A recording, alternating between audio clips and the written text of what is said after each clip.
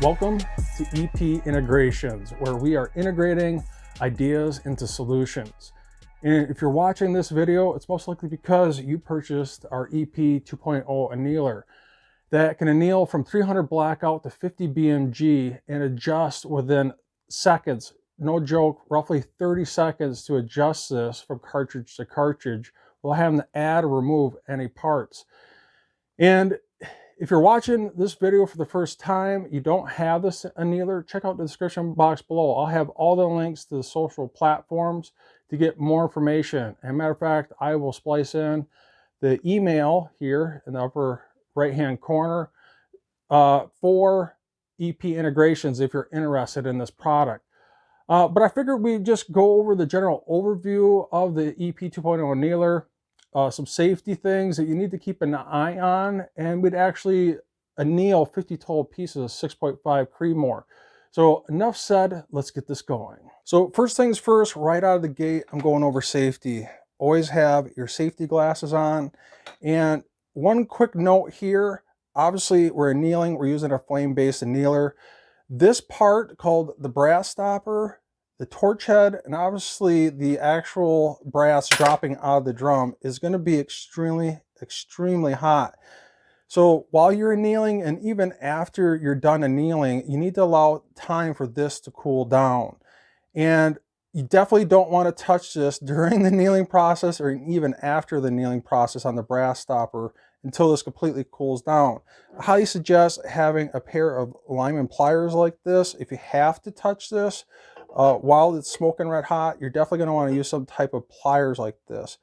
But just obviously a little common sense here, flame-based annealer, make sure you're not touching the brass stopper, the torch head, and obviously the brass dropping out during the annealing process and even afterwards until those parts completely cool down. Now initially we're going to be shipping to the lower 48 states for $268 for the EP 2.0 annealer.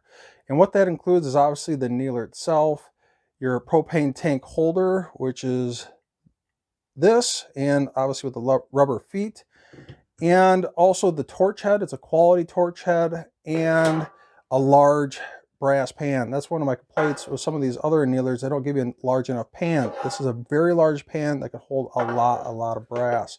So for $268, shipped to lower 48 states. This isn't currently for sale as of 12/12/2020, but it's coming soon. And we're sending out the initial batch to testers here in the next week. And then we're going to have another batch right after that for sale, most likely at the beginning part of 2021. So depending on what time you're watching this video, this price could go up, it could go down a little bit, depends as we're getting started here. But initially, $268 to the lower 48 states. And I'm definitely not saying that we won't ship these outside of the United States. Eventually we want to get to that point, shipping to whatever, Canada, overseas. We plan on getting to that point, but initially we're just going to ship to the lower 48 states. And when that time comes, I will definitely let you guys know. So make sure that you're signed up for not only obviously YouTube here, hit that notification all, Facebook page and Instagram, and we will let you know the second these are available overseas. Just a quick overview of the EP 2.0 Annealer. Here is your on and off switch, your digital readout, your speed controls here, the brass stopper block on the side here with its thumb screw, the brass stopper bar itself, the adjustable fence with the fence block, the 5-inch drum with its 5-inch adjustable shim plate inside with a wing nut, and obviously the brass pan, the torch head, and the tank holder. Now, where the EP 2.0 Annealer really shines is the fact that it can adjust from cartridge to cartridge within roughly 30 seconds. All the way from 300 blackout to 50 BMG. And just to show you, if this is the first time you've seen the EP 2.0 Annealer, that this will cycle 50 BMG. So usually 50 BMG is probably most likely going to be annealed somewhere in the 20s. Obviously a lot heavier, thicker brass. It's going to need to be in the flame a lot longer. And this digital readout is just a percentage of voltage going to the motor. So I can slow this way down. So what's cool about this is it doesn't stall. You probably never anneal this slow. That neck would be blazing red hot if it was this slow. But you can speed this all the way up, you know, to 100%. And it's got a nice range on the speed control. So it should cover all cartridges from 300 blackout to 50 BMG. And that's where this really shines, is obviously I'm cycling 50 BMG here. Said it's most likely going to be somewhere in the 20s for 50 BMG, I'm going to guess. So I'll usually stop that right at the fence so I can gauge this. I'll bring out the brass stopper, somewhere's right about there. Spin out the wing nut all the way out. And this is where this really shines, is this shim plate. So you can see it's got little holes here in the shim plate, so I can spin this. There's a nice weight to this, so it almost spins by itself. So I'm going to spin this all the way out to where I think this needs to be for 300 blackout here. And I'm going to put this on here as a gauge. So I'm going to guess 300 blackout is probably going to be right around here somewhere. And this is where you just need to play around with this a little bit. And then I'm going to tighten this home and adjust the fence. And I like to get it so the thickness of this fence is right in front of the shim plate itself. So somewhere's right here. So the back of this part of the fence is in front of the shim plate itself. So not exactly flush, but just so the back of this is in front of the shim plate. And that's about it. And it is super quick. And this thumb screw over here, usually get that nice snug, nice and tight. And usually 300 blackouts, mostly going to be in the 40s, somewhere around there. And just to show you that this functions for 300 blackout.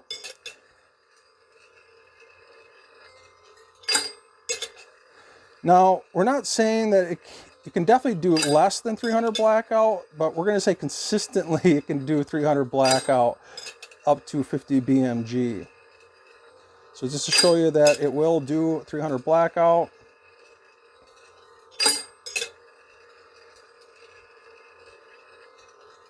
So I can bring this to a crawl if I want. Obviously, I'd never anneal that slow, or I could speed this way up, and I'd never anneal that fast either.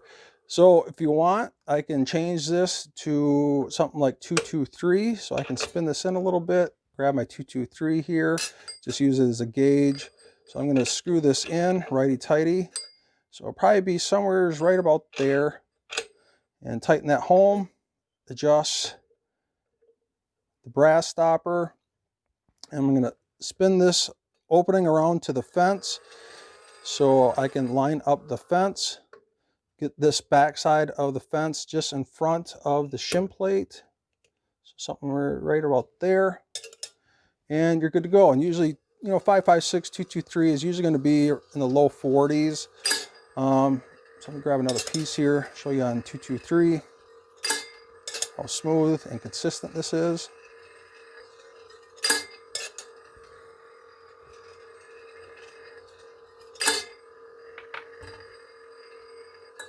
And if you want to do something like 308, so let me grab the 308 here.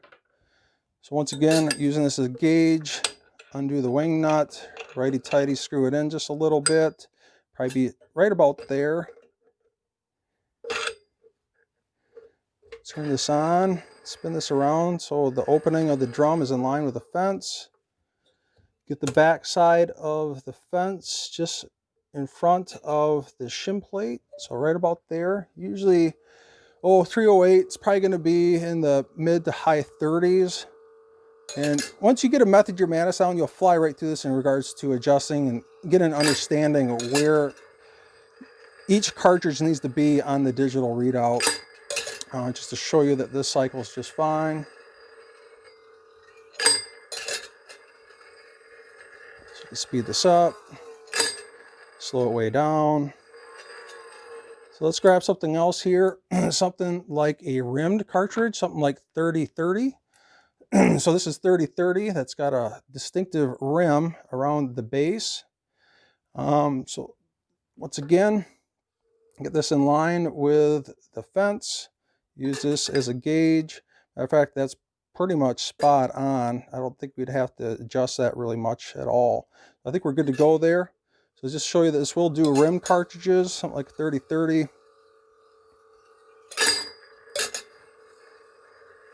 So I'll let this cycle a couple times.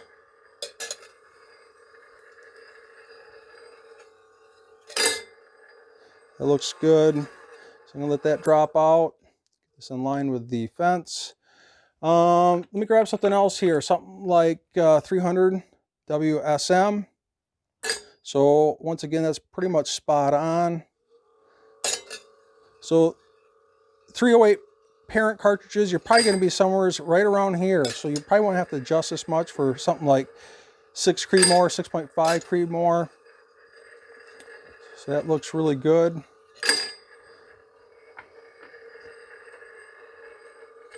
Let me grab something else here. This is 243. So obviously it's not going to be much difference there.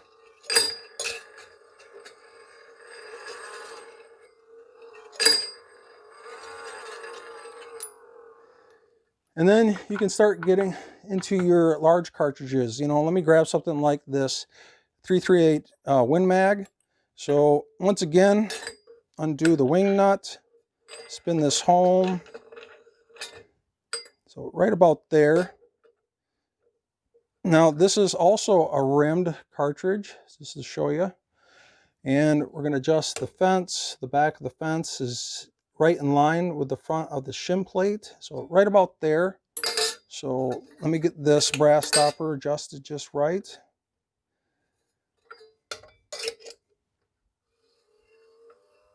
That's probably going to be somewhere in the mid-30s most likely.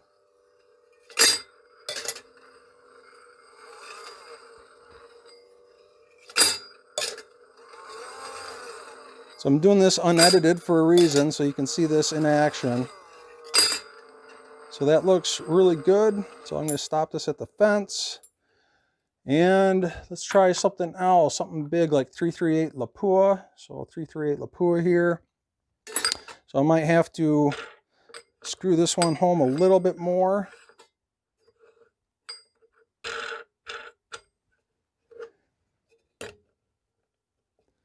So right about there should be good for 338 Lapua. So that's probably going to be most likely in the high 20s, low 30s.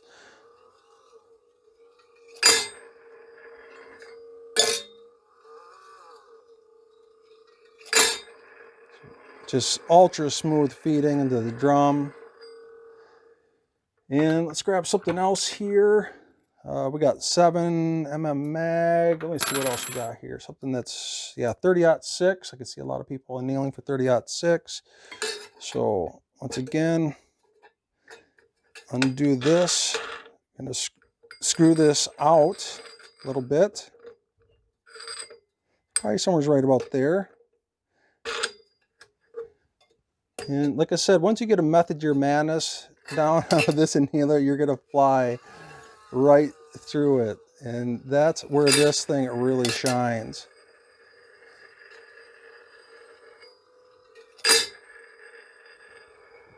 And then obviously we're getting back to the big guns here, all the way up to 50 BMG. And that's where you just cycle this all the way home. Same with the wing nut. Bring this all the way home. And then get this in line with the fence. Usually on this, you can pretty much just push it all the way home and then bring it forward ever so slightly. And you're back to 50 BMG.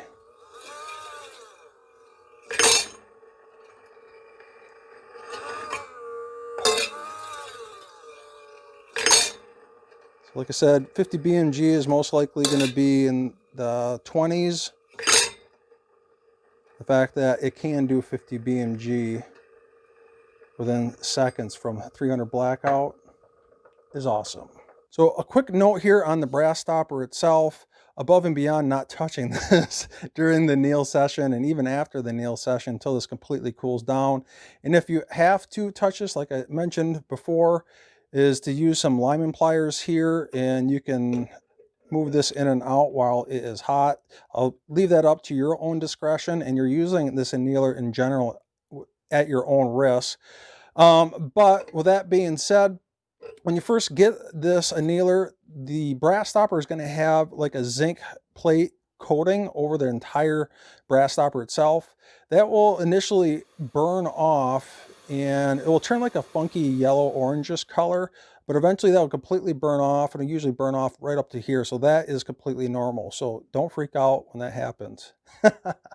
Now, as of 12/12/2020 right now, we plan on having our website up and running sometime in January of 2021. And we plan on having these individual parts for sale on our website along with the EP 2.0 Annealer package. That comes obviously with the annealer, the pan, the torch head, and the tank holder.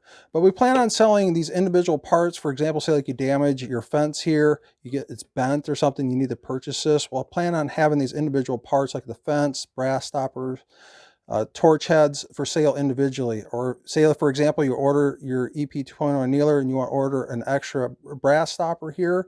Or maybe, for example, you want to custom cut this to wherever you want. We'll have extra brass stoppers for sale that you can add to the cart or get shipped individually, up to you. But keep that in mind, we will have these available. As a matter of fact, if you're in a pinch, all this is a cut-off U-bolt that you can pick up at any hardware store or something like Menards, Home Depot, Lowe's. You can even order these on Amazon. If you don't mind cutting this off yourself, if you're in a pinch, you can always get these. They're readily available and they're very inexpensive, so not to worry there. But just to let you know that these parts will be sold individually. I know some of you have mentioned about buying this as a kit where you can put it together yourself. Initially out of the gate, we're going to supply these as a completed unit, and I'm not ruling it out. We might sell these as a kit, but at least for right now, we're going to sell this as a complete annealer. Now, one quick note here in regards to adjusting the fence block and the fence itself in relationship to the drum itself. I plan on adjusting all these so they're ready to rock and roll right out of the box. But with that being said, if you have to adjust this for some reason, you can adjust this fence block. You can actually pop the back of the case off. There's 4 screws in the back here. You can pop that off, and you can expose the 2 screws on the inside of the case here that hold the fence block on itself. Those screws are in elongated screw holes, so you can actually adjust this fence left to right, and also you can marginally adjust it clockwise and counterclockwise, so you can get this just perfect. Also, that being said, you can get some adjustability by just bending the tabs of the drum here. I wouldn't exaggerate that. I wouldn't overdo that. You don't want to ruin how perfectly round this drum is, but you can get some adjustability by pulling this out or slightly pushing this in, so keep that in mind. Now, this initial batch of annealers, you can actually screw off the drum itself. It will screw off completely, and I can screw it back on. This is most likely going to change here in the next couple batches. We're not totally sure yet. That's kind of up in the air. This might change, but in essence, it's going to be the same, where you can screw this drum completely off the motor itself. And this motor does lock, so it will screw on and stop, and then you just give it a nice snug. You don't want to overdo that. You don't want to crank on righty-tighty screwing this drum onto the motor. I'm sure there's a limit of damaging that motor, so you just want to give it a nice, when you're screwing this drum on, give it a nice snug righty-tighty spin, and that's about it. For some weird reason, if you do damage your motor, we plan on having those motors for sale on our website when that is available. Now, the tank holder itself with the rubber feet, it's really easy to adjust. Matter of fact, you can pull these right off. It's just a standard U-bolt with 2 nuts on here. So all you got to do is just loosen this up or tighten it home, depending on how snug you want this. Now, you don't want this so snug that you can't spin this at all, but you want it snug to the point where you can spin it and it will stop and stay where you need it to be. And then usually what you can do is actually turn the rubber feet, and you can kind of pinch home through the rubber and turn this to tighten it up or spin this to loosen it. And like I said, you don't want it so snug that it won't turn at all, but you definitely want it snug enough so when you do get this set up to where you need it to be, that it stays and stops. And you can actually adjust this forward if you want it lower, or you can adjust it backwards if you want it higher. But your main adjustment is literally just spinning the torch head to where you need it to be while moving it around on the tabletop. Now, also included in the box is this note. Just kind of shows you what's included in the box. Obviously the annealer, tank holder, torch head, power supply, brass pan, and this note. And this note has our email on it, epintegrations@hotmail.com. So if you have any questions or concerns, definitely let us know. Send out that email and we'll try to respond to you as soon as we possibly can. And I almost hate to do these disclaimers. It's almost like you have to do this nowadays. But that being said, this note specifically says, as with any flame-based annealer, including the EP 2.0 annealer, never leave the annealer unattended, even while the brass torch head and the brass stopper is cooling down. After the annealing session, note that the torch head, brass stopper, and the brass being annealed is extremely hot during and after the use. Use at your own risk. Always unplug the unit when not in use. Use safety glasses while annealing. And use of the EP 2.0 annealer is at your own discretion. And like I said, I can't say this enough. Mind this brass stopper. It's extremely hot during and even after your annealing session until this cools down. Enough said. So in this example, I am annealing 50 total pieces of 6.5 Creedmoor. And at least for me, in my own methods, I like to use what's called the glow method. I know a lot of people like to use Templac, and there's definitely nothing wrong with that. And this is something, if you're new, you might want to do your own homework, whether you want to use Templac or the glow method. That's personally up to you. But at least for me, I like to use the glow method, and I also use what's called test brass. And this brass here is brass that's been fired way too many times out of my rifle. And right before I throw this away, I'll keep a bunch of this for test brass to set up my annealer in regards to the location of my torch head, how long the brass is in the flame by using the speed control. I'll use this to get my annealer marginally set up within reason. So when I do the real deal here, I only have to ever so slightly tweak out the speed control up or down just a little bit. So I don't ruin that very first piece of brass, and also so that very first piece of brass is marginally consistent with the remainder of the 49 pieces here. But with that being said, I know a lot of people that use Templac, they kind of frown down on people that use the glow method. And I'm not saying you're wrong and I'm right. Everyone has their own opinions and methods of the madness. I know they're popular YouTubers like Eric Ratina and also Ray with the X-Ring channel. They use the glow method. And very well-known and very experienced shooters and reloaders. And I've been using the glow method for many, many years, and it served me quite well. But that being said, you can definitely use Templac. So that might be something you might want to Google and do more research after this video if you're absolutely new to the game. But the name of the game here, at least with the glow method and my methods, if I grab this piece of test brass here, is try to get that hotter blue inner flame that's coming out of that torch head roughly about 1 inch long. And I like to try and get that so it's centered on the neck, so the flame envelops the neck up and down.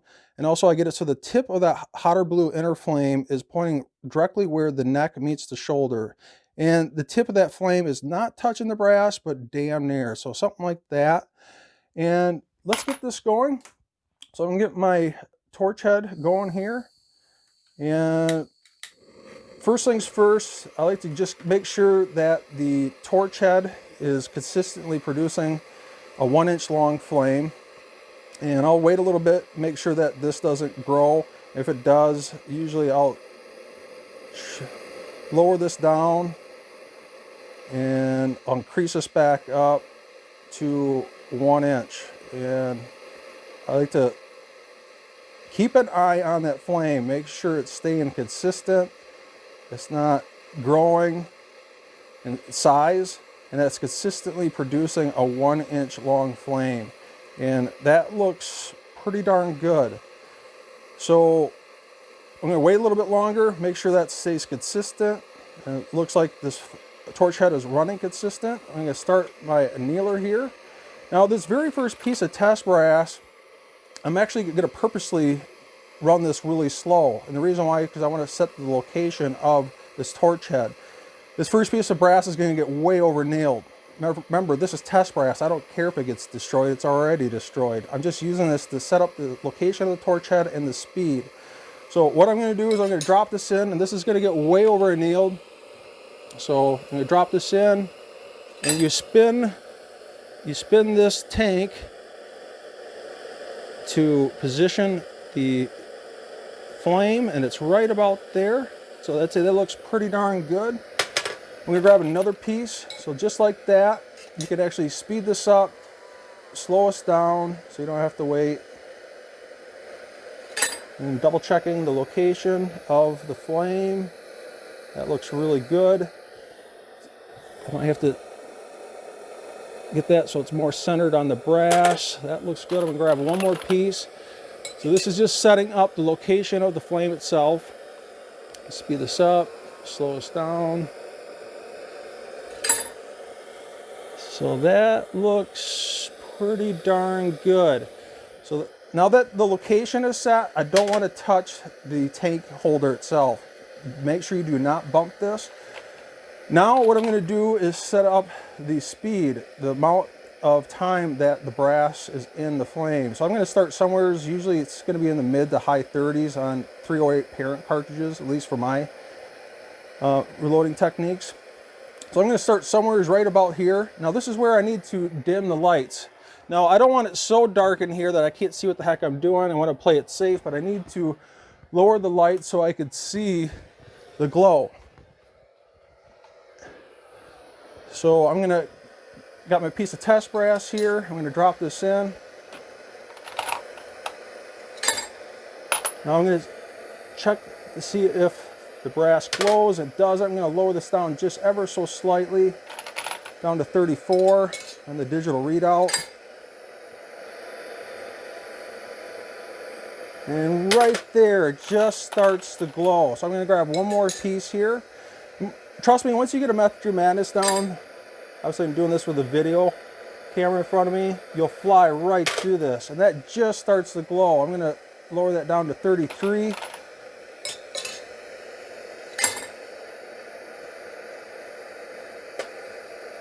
And right there, it just starts to glow. So I'm going to take this smoking hot test brass. I got a glass pan here. Make sure it's glass so it doesn't melt, because that brass is smoking hot. And this is where I'm going to get my test brass out of the way so I don't get this mixed in with my real brass. I'm going to grab my real brass here, and we're going to drop the first piece of actual reloaded brass here. So I got this marginally set up, and I might have to tweak this up or down ever so slightly. I'm looking for the glow. It just starts to glow right there. So that actually looks pretty good. I might not even have to touch that. I'm going to grab one more piece. And just starts to glow right there. That actually looks phenomenal. So I'm going to turn the lights back on here. Now before I proceed, I'm going to just quick look at the anneal marks. Now all brass anneals differently. If it's older brass, it might not show anneal marks as good as newer brass. This is pretty new brass. It's probably going to show anneal marks pretty good. But at this point, I could pretty much give her hell. And so I'm looking at this brass, and man, that anneal mark looks perfect. That's roughly about 1/4 of an inch down off the shoulder there. And man, that anneal looks phenomenal.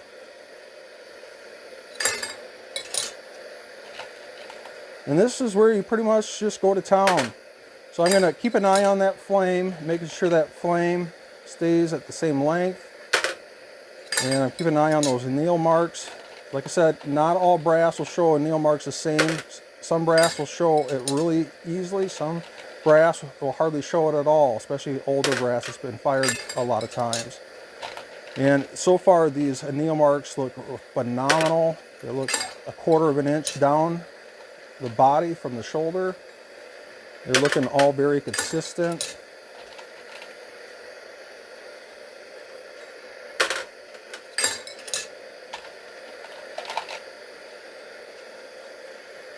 Man, it's just awesome. Just running really smooth. So let's count off this next piece here. 1 1000, 2 1000, 3 1000, 4 1000, 5 1000, 6 1000. So pretty much 6 seconds. So obviously 6 seconds times 50 pieces is 300 seconds. And that is 5 minutes. So this batch of 50 pieces here should take exactly 5 minutes. And that's, to be honest with you, especially for us precision shooters that are doing 50 pieces, 5 minutes is nothing really. And I like the control of all this, how easy it is to set up. And 5 minutes per 50 pieces, I could really care less if it has a hopper, to be honest with you. Like I said before, I'll say it again. Regardless if it has a hopper, you're feeding the fence, you're still feeding the machine. You're physically picking up each piece and putting it into the machine. So, I don't know, it's just like a single stage versus progressive press. Some guys like single stage, some guys like progressive. I just personally like this setup, especially the ease of adjustability between cartridges. And man, oh man, do these anneal marks look phenomenal. They're showing up nice and clean on this. And they're exactly about 1/4 of an inch down to where the rainbow effect starts on the nail. And this looks like phenomenal annealing, and not only phenomenal annealing, but consistent annealing. So yeah, roughly 5 to 6 seconds per piece. So I would say, rule of thumb, you're looking at about 5 minutes per 50 pieces like this. And I anneal every single time. It doesn't take that long, 5 minutes for 50 pieces, especially if you're a precision shooter like myself. 5 minutes really is nothing in the reloading process, in my opinion.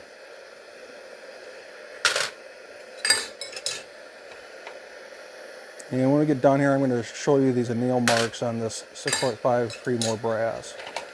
Man, does this ever look good.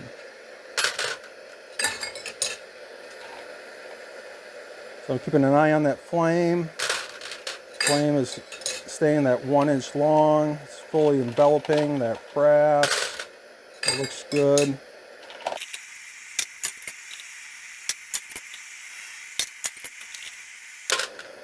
So the reason why we anneal is the brass will get work hardened or case hardened, and this helps increase the longevity of the brass and gives you more consistent shoulder bumps when full length resizing, and also more consistent neck tension, less split necks. And in my opinion, you really should be annealing if you want to get serious about your reloading. And like I said, it really doesn't take that long to do 50 pieces like this, even when you're manually feeding a fence like this. I just like the control, and especially the ultra fast adjustability of the EP 2.0 Annealer.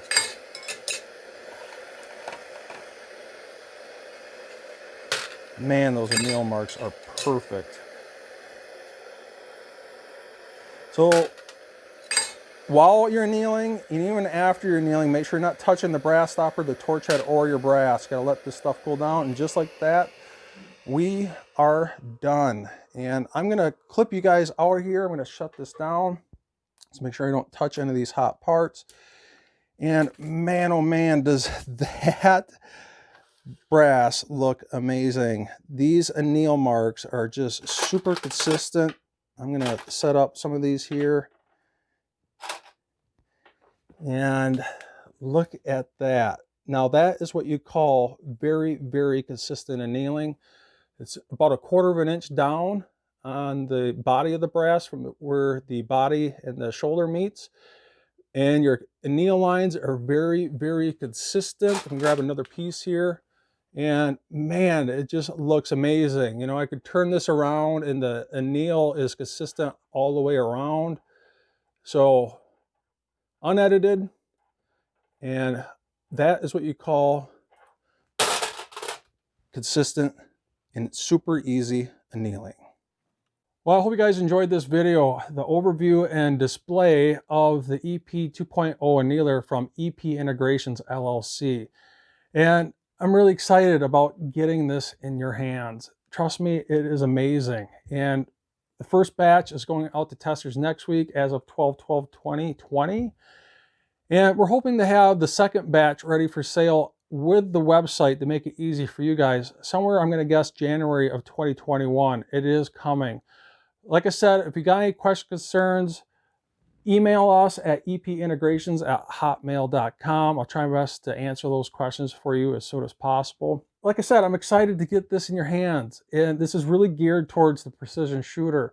Those that are typically reloading 50 pieces of 6.5 Creedmoor batch at a time, or 100 pieces, say 5.56 Lake City brass or 223. I'm not saying you can't do more. Obviously, you can do 1,000 pieces if you want, but something that you can quickly adjust from cartridge to cartridge in roughly 30 seconds while having to add or remove any parts from 300 blackout to 50 BMG is where this thing really, really shines. And trust me, there's not much of a learning curve to using this machine, but once you figure the method to its madness, you're going to cruise right through it. Trust me, you are going to love it, especially for $268 shipped to lower 48 states. It is awesome. Don't forget to subscribe, like, and share. Hit that notification bell when you hit notification. Make sure you hit notification all. And check out the description box below for not only the social media links, but also my other channel, Elfster's Rifles and Reloading, and Elfster's Minute Americans. I'll see you guys in the next video.